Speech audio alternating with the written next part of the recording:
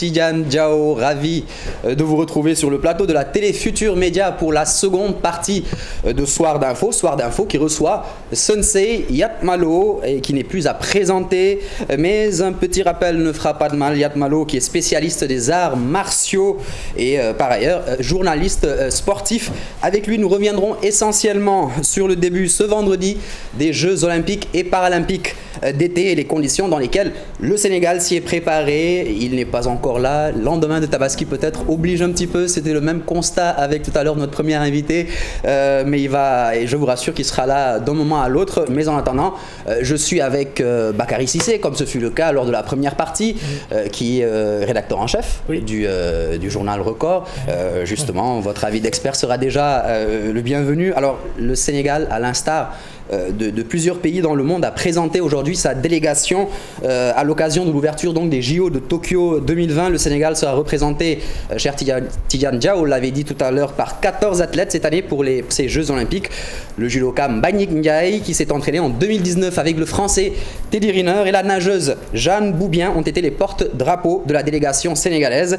Ils étaient déjà 9 athlètes sénégalais pour la participation du pays à ses premiers Jeux à Tokyo, déjà en 1964.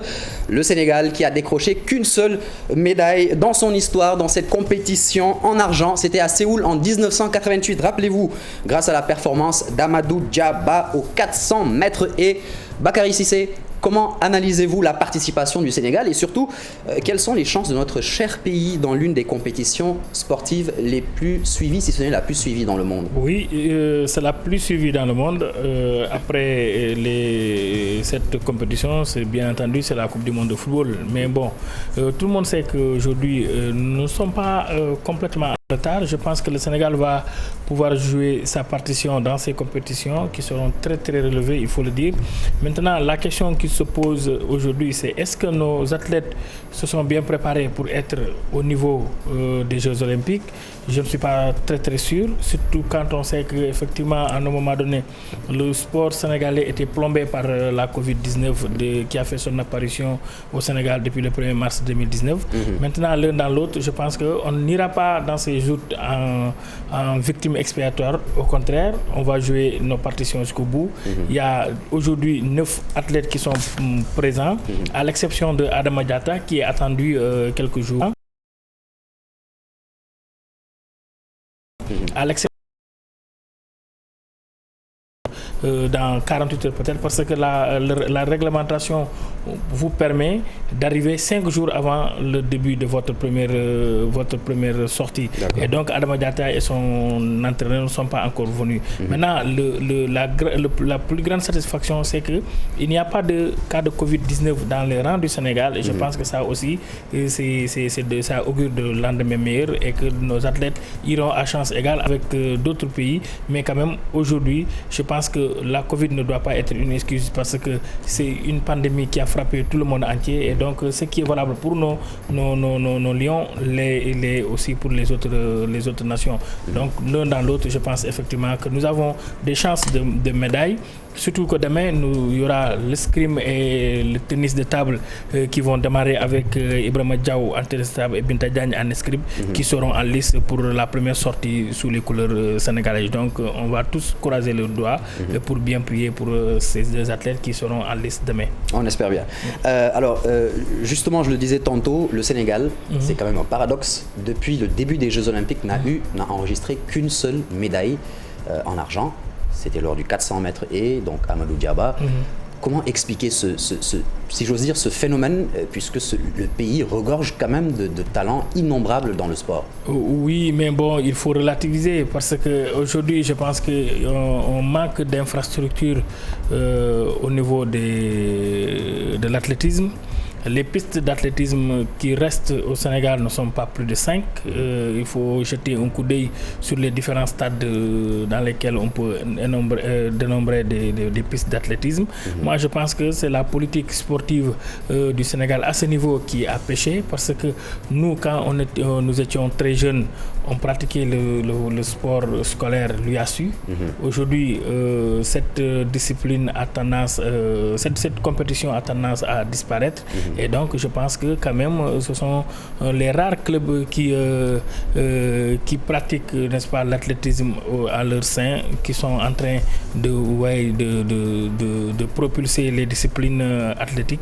Mais comme je l'ai dit tantôt, les disciplines olympiennes plutôt, comme je l'ai dit tantôt, qu'aujourd'hui ce n'est pas demain la veille de voir le Sénégal remporter des médailles olympiques, parce que nous sommes en face des pays qui sont très très bien structurés, qui sont très très bien entraînés, avec des athlètes de haut niveau. Tel n'est pas le cas pour nos athlètes, quoi que l'on puisse dire. Quand même, il y a des efforts qui ont été faits avec l'érection de beaucoup de centres de formation, mais je pense que ce n'est pas suffisant pour pouvoir espérer quand même de brandir le Graal qui dans ce domaine-là. Moi, je pense que ce n'est pas demain la veille et aujourd'hui, mais quand même, comme je l'ai dit, on ne sera pas au Japon en victime expiatoire. Au contraire, nos athlètes vont essayer de se battre et de se battre dignement, et quel que soit le résultat, ils vont quand même mériter quand même de porter le drapeau du Sénégal.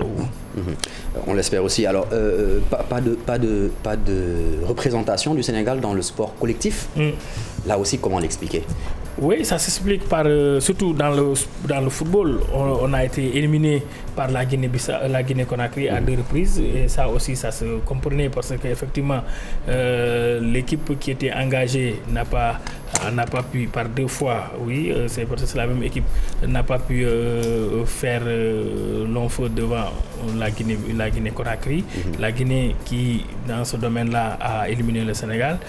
C'est vrai qu'à un moment donné, on pensait que nous avons une équipe olympique qui pourra vraiment nous valoir des satisfactions, comme en 2012 avec la génération de Cheikhou Kouyaté, Idrissa Gana Gueye, Sadio Mané, Moussa Konaté et Pape Ndiaye Souaré, entre autres.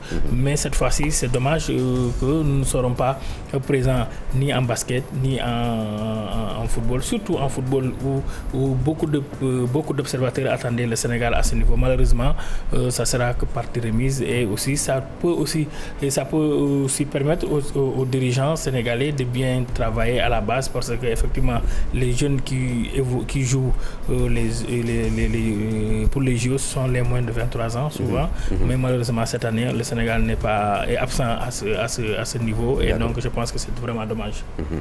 C'est effectivement dommage. Alors vous avez peut-être dû suivre les préparations des athlètes sénégalais de près ou de loin. Dans quelles conditions à peu près ces athlètes-là se sont préparés? Oui, vous l'avez dit, Mbagnick Ndiaye, à un moment donné, s'était entraîné avec Teddy en France en 2019. Donc lui, tout le monde sait que c'est un judoka de haut niveau. C'est vrai que il sera plus ou moins handicapé. Maintenant, ça peut se jouer, comme je l'ai dit, sur des coups de dés, mais il ne faut pas trop s'attendre à un miracle. Bon, pour les autres, tels que Adama Diatta, tout le monde sait que c'est une bonne lutteuse, elle est brave. Maintenant, est-ce qu'elle aussi, elle pourra de jouer certains pronostics, peut-être, mais attendons de voir, parce que quand même les Jeux Olympiques sont bien préparés par d'autres pays, contrairement au Sénégal, où quand même, comme je l'ai dit, il n'y a pas assez d'infrastructures sportives de haut niveau qui permettront quand même à nos athlètes de vraiment titiller le haut niveau. Mais bon, comme je l'ai dit, l'un dans l'autre, on ne va pas aborder cette compétition à une victime expiatoire. Pas chercher d'excuses non plus. Ce sont des sportifs, disons-nous, qu'ils vont tous à chance égale avec les autres athlètes, les autres adversaires. Donc pourquoi pas ne pas tenter l'impossible, qui voudrait quand même qu'on essaie de décrocher une médaille d'argent. D'accord. On constate une arrivée massive de binationaux dans la délégation sénégalaise. Comment expliquer ce fait, selon vous? Oui, mais bon, c'est naturel, parce que effectivement, d'ailleurs, Jeanne Boudbien, qui est une Française d'origine. Aujourd'hui, elle a pris la nationalité sénégalaise parce que certainement, depuis son arrivée au Sénégal il y a quelques années de cela, elle s'est rendue compte que le Sénégal peut compter sur elle. Et depuis lors, je pense bien, moi j'étais dans un autre journal quand elle prenait sa nationalité sénégalaise. Et donc, on sait bien que c'est une nageuse aujourd'hui de haut niveau. Elle n'est pas seule. Il y a d'autres athlètes aussi qui ont préféré prendre la nationalité sénégalaise. Peut-être quelque part, ils se sont dit qu'ils peuvent valoir beaucoup de satisfaction à notre pays. Maintenant, il y a des liens entre le Sénégal et ces derniers-là. Moi, je ne veux pas trop m'appesantir sur les binationaux. Je pense qu'aujourd'hui, ils portent tous le drapeau national. Donc, on va les considérer comme des Sénégalais à part entière qui doivent défendre les couleurs de notre pays aux Jeux Olympiques. Et je pense quand même que vous l'avez dit, ce sont certes des binationaux, mais aujourd'hui, ils vont défendre les couleurs du Sénégal. Même si ils auront en face des Français, moi, je pense quand même qu'ils vont quand même se battre pour honorer le drapeau du Sénégal qu'ils portent depuis quelque temps. D'accord. Quitte des locaux. Ces locaux-là, quelles sont selon vous les disciplines prioritaires à booster? Oui, ça tout le monde le sait. Aujourd'hui, à part il y a Henri Bandiaki qui est aux 100 mètres. Il y a aussi Louis Mendy qui est aux 110 mètres et sans compter Adama Diatta qui est pour moi le lion qui sera le plus attendu en lutte. Donc tout le monde sait que Adama Diatta c'est quelqu'un, il a faim depuis quelque temps. Il a pu s'implanter au Sénégal, s'imprégner et c'est le champion de la lutte olympique au Sénégal et ce n'est pas pour rien qu'aujourd'hui il va porter les couleurs de notre pays dans ces jeux-là. Moi je pense bien que lui aussi on peut vraiment compter sur lui. Il s'est bien entraîné et la preuve, il n'a pas voulu se déplacer avec son coach très tôt au Japon. Peut-être qu'il n'a pas pu finir sa préparation, on ne sait pas. Moi j'ai eu des informations selon lesquelles il n'est pas encore arrivé. Il arrivera dans 48 heures, c'est-à-dire 5 jours avant qu'il n'entre en lice parce que le règlement le lui permet. Mais l'un dans l'autre, je pense bien que quand même, que ce soit Adama Diatta ou que ce soit Bandiaki ou Mendy, je pense bien que ce sont des locaux sur qui on doit compter et ils peuvent nous valoir beaucoup de satisfaction. On l'espère. Alors, dans son adresse à la délégation sénégalaise, le président Macky Sall, on l'a vu tout à l'heure, a déclaré, je cite, « Exhorter le comité à poursuivre sans relâche la lutte contre le fléau du racisme et de la discrimination raciale qui continue malheureusement de gangréner le sport. » Qu'est-ce qu'il reste à faire pour en finir? Peut-être pas une bonne fois pour toutes parce que malheureusement les fléaux sont là, mais en majeure partie, qu'est-ce qu'il faut faire pour éradiquer en majeure partie ce fléau-là? Bon, en tant que journaliste sportif, je pense que nous constatons tous les week-ends dans les différentes pelouses européennes ce fléau. Notamment PSG, on se rappelle PSG avec que ce soit à Paris Saint-Germain, que ce soit le match Naples, qui a été arrêté. Oui, que ce soit à Naples ou un peu partout, nous savons tous que ce n'est pas, il y a pas, moi je pense qu'il n'y a pas des mesures fortes que les autorités du sport ont prises pour quand même éradiquer ce fléau-là. Maintenant, nous aussi en tant qu'Africains, en tant qu'homme de couleur, je ne pense pas qu'on doit vraiment s'attarder sur cette affaire-là parce que c'est très grave. Mais si on doit tout le temps faire la victime, on ne va pas s'en sortir. À mon avis, ce qu'il faut aujourd'hui, c'est comme le font les Anglais. On l'a vu l'année dernière, pendant toute la saison, il y a cette lutte contre le racisme. Et lors de la finale de la Coupe d'Europe aussi, l'Angleterre l'a imposé à l'UEFA parce que l'Angleterre aujourd'hui veut monter au créneau pour quand même se battre contre le racisme dans le sport. L'Angleterre dont plusieurs joueurs à la sortie de cette finale-là, Rashford, etc., qui ont été Justement, ils ont été ciblés par... Voilà, alors donc, on reçoit le doyen, le sensei Yat Malo, qui n'est plus, comme je disais, qui n'est plus à présenter, spécialiste des arts martiaux, mais également journaliste sportif. Bienvenue à vous, Sensei. Bienvenue, merci beaucoup. Merci d'avoir accepté notre invitation. Pour ce retard. Je vous en prie. Comme je dis, on comprend les lendemains de Tabaski, c'est souvent comme ça. Et puis je pensais que c'était à 21h. D'accord, voilà. Autant pour nous. Alors, on va écourter un petit peu. Donc, grâce à l'invité. Alors, comme je le disais tout à l'heure, le Sénégal, à l'instar de plusieurs pays, a présenté aujourd'hui sa délégation d'athlètes qui aujourd'hui vont représenter donc les couleurs nationales. Quelles sont, selon vous, les chances de notre pays dans cette compétition ? Alors, je vais être direct. Hein. Je pense que il faut pas qu'on se fasse des illusions. D'autant plus que je vais vous donner l'exemple de Amadou Diaba. Amadou Diaba, moi j'ai couvert l'athlétisme pendant 10 ans. Et je me suis rendu compte que Amadou Diaba, pour être médaillé d'argent ou pour être finaliste, il a participé presque à toutes les finales pendant au moins 10 ans. Mondial, olympique et champion d'Afrique.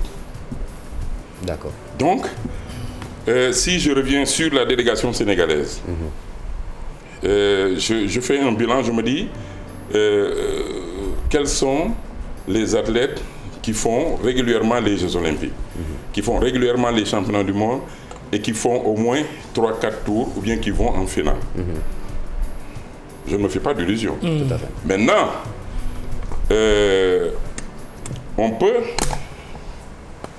je ne sais pas par quelle magie, avoir un athlète qui émerge pour faire un bon résultat. Je vais vous en donner 2. Actuel ? Oui, 2. Celle qui fait l'escrime, c'est Binta Diong, oui. qui a je ne dirais pas une très bonne préparation, mais qui séjourne en Europe, en France, qui a de bons entraîneurs, que je suis un tant soit peu, et je vois dans quelles conditions elle travaille. Même si par ailleurs, il manquait beaucoup de choses. Elle peut émerger, mais ce n'est pas évident. Il y a le jeune paralympique, Ibrahima Sey du taekwondo. Là, il part à chance égale avec tous ses adversaires. D'accord. Si je prends le cas de Mbagnick Ndiaye, Mbagnick Ndiaye, difficilement il fait 2 tours au championnat du monde. Qu'est-ce qu'on doit lui demander? Qu'est-ce qu'on doit demander aux Sénégalais? On doit leur demander de faire mieux, d'être au moins finaliste, pas en individuel, parce que je ne dirais pas que Mbagnick, les yeux fermés, je dis que Mbagnick va être finaliste dans sa catégorie plus de 100 kilos. Mais en athlétisme, par exemple, l'athlète peut être dans un bon jour et être en demi-finale. Ça aurait été une grosse performance. Il ne faut pas que les gens pensent qu'on part aux Jeux Olympiques pour gagner des médailles. Coûte. D'accord. Non. On part pour améliorer nos performances. Un petit peu comme dans les autres sports, en fait. Voilà. Maintenant, pour gagner une médaille olympique, on a besoin de se préparer pendant au moins 3 Olympiades. Comment?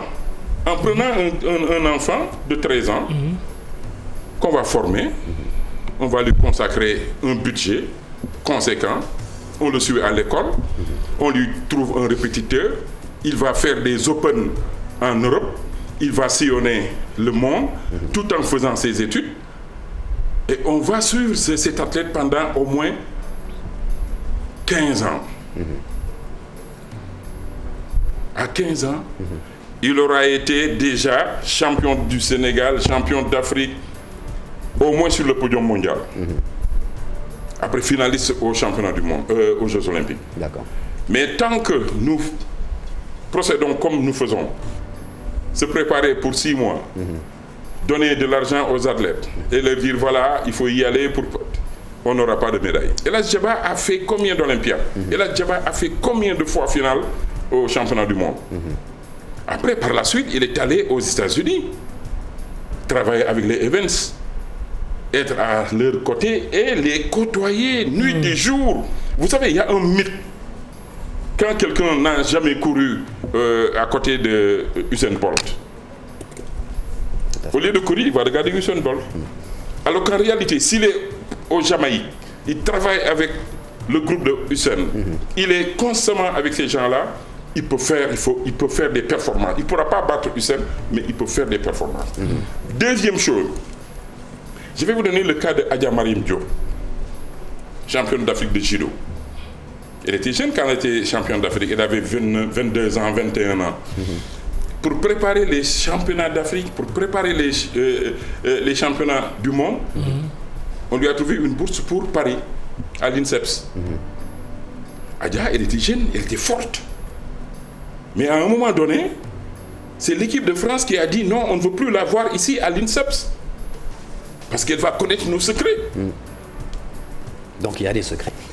Oui, c'est comme ça qu'on l'a éliminée. Elle m'a appelé, j'ai dit rentre au Sénégal. Sinon tu risques de rester là-bas et tu vas galérer. Pour dire simplement qu'on a beaucoup de choses à faire pour permettre à nos athlètes, nos combattants, nos sportifs de faire le haut niveau. Parce que le haut niveau, ça ne pardonne pas. Parce que nos adversaires sont très féroces. J'imagine bien. Quand vous regardez par exemple ceux qui font la natation, vous vous dites ça, c'est des requins. Donc on amène nos nageurs qui vont là-bas, c'est pour leur permettre de battre leur propre record, de s'améliorer et pouvoir dominer l'Afrique. Je pense que c'est ça qu'il faut. Donc si on comprend bien, doyen, il ne faut pas s'attendre à un miracle. Jamais. Pour ces Jeux. Jamais. Même en lutte. Moi, je ne m'attends pas à un miracle. On a vu le cas d'Isabelle. Ouais. Isabelle, elle a fait quoi? Match nul. Et elle a perdu la médaille de bronze simplement parce qu'on a fait un tirage au sort. Ouais. Elle a pleuré. Et elle a fait pleurer tout le monde. Ouais. Pour vous dire que on ne peut pas se leurrer. On ne doit pas se leurrer. On doit se préparer sur du long terme. Je vais vous donner le cas de Lahat Cissé, du karaté. Il a bénéficié d'une bourse de préparation. De combien d'années? Mais au final, il ne s'est pas qualifié. Est-ce que selon vous, ce n'est pas aujourd'hui le fait que le football peut-être aussi englobe un petit peu beaucoup trop, je vais dire, fait en sorte qu'on oublie les autres disciplines parce qu'on met beaucoup d'argent quand même sur le football. Mais attends. Tout dépend des fédérations. Moi, je ne peux pas être président de fédération et accepter certaines choses. Quand même. Le football n'est pas comparable aux autres disciplines. Forcément. C'est une industrie. J'en sais quelque chose. Si maintenant les fédérations veulent travailler parce que pour voyager, il faut voyager, l'essentiel c'est de voyager, alors que derrière, les conditions ne sont pas réunies. Pourquoi voyager si les conditions ne sont pas réunies? Tout à fait. Les gens, parfois, ils ont envie de voyager. Mais les championnats scolaires tels que les UASU aussi, est-ce que nous ne pouvons pas être, n'est-ce pas, un motif quelque part pour déceler les talents et les préparer comme vous le dites? Mais préparer un joueur, un athlète pendant 10 ans, 15 ans dès son bas âge, je pense que ça aussi, ça peut être une bonne politique sportive. Non mais c'est ce que font les autres. Oui. C'est ce que font les Européens. Ils planifient. Ils se disent, voilà un talent, voilà quelqu'un qu'il faut préparer maintenant. Tout à fait. Un autre exemple. Il y a une Sénégalaise, Awa Touré. Rapidement, il ne nous reste plus beaucoup de temps. D'accord. Awa Touré, elle est sénégalaise, elle vit en Hollande avec sa fille. Sa fille, elle a 11 ans quand elle commençait à faire du karaté. Elle est devenue championne d'Europe à 13 ans. Elle m'a dit, ma fille ne peut pas tirer pour la Hollande. Je veux qu'elle tire pour le Sénégal. Elle m'en a parlé. Mais ici au Sénégal, quand je dis pensez à Fama, à l'heure actuelle, elle est sélectionnée pour l'équipe de Hollande et elle va venir au Sénégal participer aux Jeux Olympiques de la jeunesse en 2026. Elle aura 16 ans. C'est vrai. Un dernier mot, comme je vous disais, on est un petit peu rattrapé par le temps avec cette déclaration du président Sall qui revenait sur le fléau que constitue le racisme et la discrimination raciale. Comment faire, selon vous, pour réduire considérablement ce fléau? Je pense qu'à un certain niveau, il faut que les États s'impliquent. Parce que ce n'est pas seulement aux footballeurs qu'on doit laisser le soin de dire voilà, moi je suis contre. C'est tout le monde qui est concerné. C'est tout le monde. Quand par exemple on a un noir qui est hué, pour des problèmes de racisme, mais c'est son équipe qui doit sortir du terrain. Et son pays d'origine fait une réclamation à la FIFA. Je pense que maintenant, ça doit être quelque chose de politique. Alors, pour la sortie du terrain, on en a vu des cas déjà. Hein. Voilà, ouais. Avec Demba Ba. Oui, c'est ça. Ça a fait tilt. Donc, comme on dit, dañuy am fulla. C'est ça, il faut avoir de la personnalité, il faut croire en vous. Et Lamine Diack me disait, il y a 30 ans, quand j'écrivais l'athlétisme, il y a 30 ans, dans Zone 2, je l'ai interviewé, et ça passait dans le journal de la Fédération internationale d'athlétisme. Il me disait, d'ici 30 ans, l'athlétisme sera dominé par les Noirs. Je n'y croyais pas. Et c'est arrivé. Oui. Voilà. Pourtant, il y avait déjà des signaux à l'époque. Il faut savoir se défendre et puis ne pas s'occuper de ce qu'ils disent, de ce qu'ils font. Tout à fait. C'est ça. C'est très important. On aurait préféré poursuivre avec le spécialiste en arts martiaux et du sport en général au Sénégal, un doyen qui n'est plus à présenter, comme je vous le disais. Merci beaucoup. Non, c'est moi qui vous remercie et je m'excuse véritablement parce que je pense que c'était à 21h. Tout à fait. Et puis, bon, avec la Tabaski aussi, et je pense que je profite de l'occasion pour souhaiter à tout le monde une bonne fête. C'est vrai. N'est-ce pas? De faire attention à la viande. D'accord. N'est-ce pas, Bakary? N'est-ce pas? Les Bakary, on va répondre. Merci beaucoup à vous, Bakary, aussi, d'avoir animé cette édition. Merci à vous aussi, chers téléspectateurs et téléspectatrices de la Télé Futurs Médias. Poursuivez avec les programmes de la meilleure télé du Sénégal. Excellente soirée.